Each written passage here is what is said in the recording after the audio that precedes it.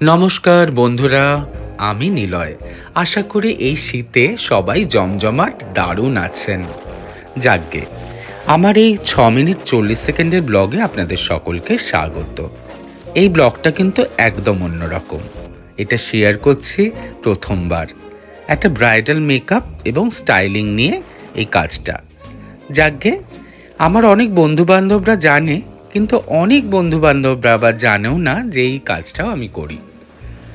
দিনটা ছিল 13ই December, Friday. সকাল সকাল বেরিয়ে পড়লাম এই কাজটা নিয়ে। ইংল্যান্ডে আমার বিশেষ দিদি মিতালিদি এবং দেবুদা খুব ভালোবাসে আমায়। প্রায় 1 বছর আগে থেকে আমায় বলে রেখেছিল তাদের 2 ছেলে একদম সিমিলার টুইন্স, দেবজয় এবং অরিঞ্জয়, যাকে আমরা ভালোবেসে হ্যাপি সানি বলি। বিদেশে ওদের বিয়ে হলেও যেহেতু কলকাতায় অনেক আত্মীয় স্বজন থাকে, সেহেতু 13 তারিখ ওরা একটা গেট টুগেদার অ্যারেঞ্জ করে আমার বাড়ি থেকে একদম কাছে, দ্য ভিলা, বালিগঞ্জে। আমি আসার আগেই আমার টিমের মেকআপের সুস্মিতা এবং অন্যান্যরা এসে হাজির হয়ে গেছিল। আমি ফোনেই বলে দিয়েছিলাম যে যদি মেয়েরা না এসে পৌঁছয়, মানে যাদের সাজাবো, ওরা যেন কাজটা তাড়াতাড়ি শুরু করে দেয়। এই সময় হাজার ব্যস্ততা থাকা সত্ত্বেও যেহেতু মিতালিদি আমাকে খুব ভালোবাসে, আমিও তাই কাজটা না করতে পারিনি। বলতে পারেন এটা একটা গুরু দায়িত্ব ছিল আমার ওপর। শাড়ির রং যেহেতু আগে থেকেই আমার জানা ছিল, আমি ভেবেছিলাম গোলাপি রঙের গোলাপ এবং জিপসি দিয়ে মাথার সাজটা আমি করব। যাকে মিতালিদি বৌমারা আসছে না দেখে আমি বাড়িটা ঘুরে ঘুরে দেখলাম। দেখি পিচ কালার এবং হোয়াইট দিয়ে পুরো ডেকোরেশনটা করা, তাই ঝটপট কিছু সাদা গোলাপের অ্যারেঞ্জ করে নিলাম। একজন আর্টিস্ট হিসেবে আমার মনে হয় বাইরের সাজের সাথে সামঞ্জস্য রেখে সাজলে খুব ভালো লাগে। এদিকে মিতালিদি হাজির 2 বৌমাকে নিয়ে, অর্পিতা এবং গুঞ্জরি, বেশ মিষ্টি মেয়ে। এসে একটু আদর করে নিলাম দুজনকে।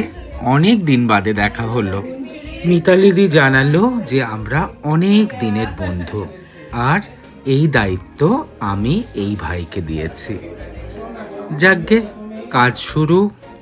শাড়ি এসে গেছে, তাই আর দেরি না করে ঝটপট বললাম পিন আপগুলো করে নিতে, আর দেরি না করেই দুজনকেই বসিয়ে দিলাম চেয়ারে।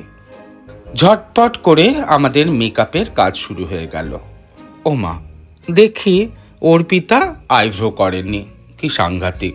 দেরি হয়ে গেছে, তার মধ্যেই ঝটপট করে আইব্রোর কাজটা সেরে আমরা মুখে মাসাজের কাজটা শুরু করে দিলাম। আপনাদের সকলকেই বলে রাখি, মেকআপের আগে যদি একটু ময়েশ্চারাইজার দিয়ে ভালো করে মুখটাকে মাসাজ করে নেন, তাহলে ব্লাড সার্কুলেশনটা ভালো হয় এবং তৎক্ষণাৎ একটা ভেতর থেকে গ্লো আসে। মেকআপের কাজটা পুরোটা দেখালাম না, মানে এত তাড়াতাড়িতে ভিডিও তোলা হয়নি। সরাসরি হেয়ার ড্রেসটা আপনাদের দেখাচ্ছি। আপনারা কিন্তু জানাবেন হেয়ার ড্রেসটা কেমন হয়েছে। এই হচ্ছে আমাদের গুঞ্জরের হেয়ার ড্রেস। ওকে আমি একটু সাবেকিভাবে সাজাবো প্ল্যান করেছিলাম। ও কিন্তু সম্পূর্ণ বাঙালি, বিদেশে থাকলে কি হবে, ভীষণ মিষ্টি একটা মেয়ে। এদিকে দেবজয় অরিঞ্জয় চলে এসছে, যথাক্রমে আমাদের হ্যাপি সানি। দেখুন, আমি আগেই বলেছি একদম সিমিলার টুইন্স, দেখে বোঝার জো আছে কি হ্যাপি কিংবা কি সানি। দারুণ লাগছে ওদের দেখে। গুঞ্জরির পর আমরা চট করে অর্পিতার মেকআপ শুরু করে দিলাম। ওর হেয়ারস্টাইল কিছুটা করে রেখেছিলাম। এদিকে বরকর্তা দেবুদা, ডক্টর দেবপ্রিয় দেব, তাকে তো সাজাতে হবেই। যাক বাবা, ঠিক সময় মতো আমাদের মেকআপের কাজ শেষ। এখন মাথার সিঁদুর। যে যাই বলুক, বাঙালি মেয়েদের, মানে বিবাহিতা মেয়েদের মাথার সিঁদুর যেন একটা আলাদাই মাত্রা এনে দেয়। আপনারা কি বলেন? এদিকে গুঞ্জরিরও মেকআপ শেষ, ওকেও সিঁদুর পরিয়ে দিয়েছি। আর ও যেহেতু মহারাষ্ট্রিয়ান, ওকে আমি একটা সাবেকির সাথে একটা কন্টেম্পোরারি লুক দেওয়ার চেষ্টা করেছিলাম। সেই জন্য মাথার ফুলটা এবং মাথার স্টাইলটা আমি একটা ফ্রেঞ্চ বান, তার সাথে সাদা গোলাপ অ্যাড করেছি। যাক, আমাদের মেকআপের কাজ মোটামুটি শেষ।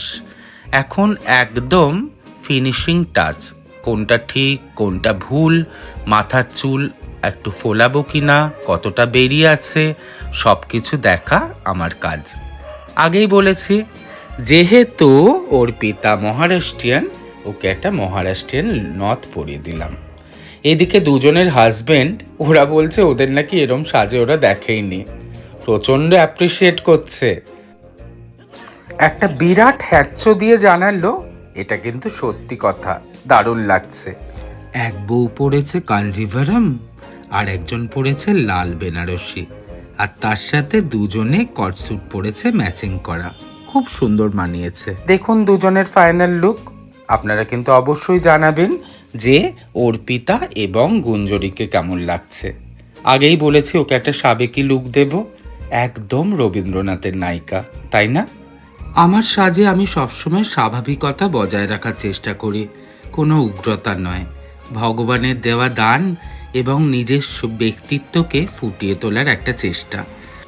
আর এই ব্লাউজগুলো দেখছেন, এগুলো কিন্তু আমার ইংল্যান্ডের ফ্যাশন শোয়ের ব্লাউজ, কি সুন্দর মানিয়েছে। মিতালিদি বলেই রেখেছিল আমাকে কিন্তু রিসেপশন অ্যাটেন্ড করতেই হবে, তাই সবার শেষে আমি একটু রেডি হয়ে নিলাম। সবাই ভালো থাকবেন, হ্যাপি উইন্টার।